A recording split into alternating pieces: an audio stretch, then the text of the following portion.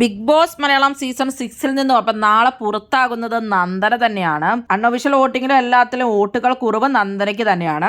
Single evasion ആണെങ്കിൽ Nandana പുറത്താകും, double evasion ആണെങ്കിൽ Sai പുറത്താകാനും chance ഉണ്ട്.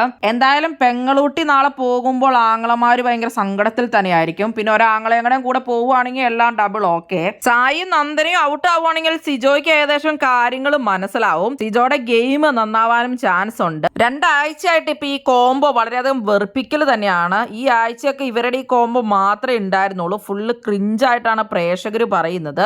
ജബ്രി കോംബോ മടുത്തിരുന്ന പ്രേക്ഷകർക്ക് അടുത്ത വെറുപ്പിക്കൽ കോംബോ ആയിട്ടാണ് ഇവരുടെ കോംബോ വന്നത്. ബാംഗ്ലൂർ ഡേയ്സിലെ കോംബോ പോലെ സെറ്റപ്പ് കോംബോ എന്നുള്ള രീതിയിലാണ് തോന്നുന്നു ഇവരവിടെ ഗെയിം കളിക്കുന്നത്. എന്തായാലും നാളെ നന്ദനയും സായിയും ഔട്ട് ആവുകയാണെങ്കിൽ സിജോയുടെ കളികൾ മാറി മറിയാൻ സാധ്യതയുണ്ട്.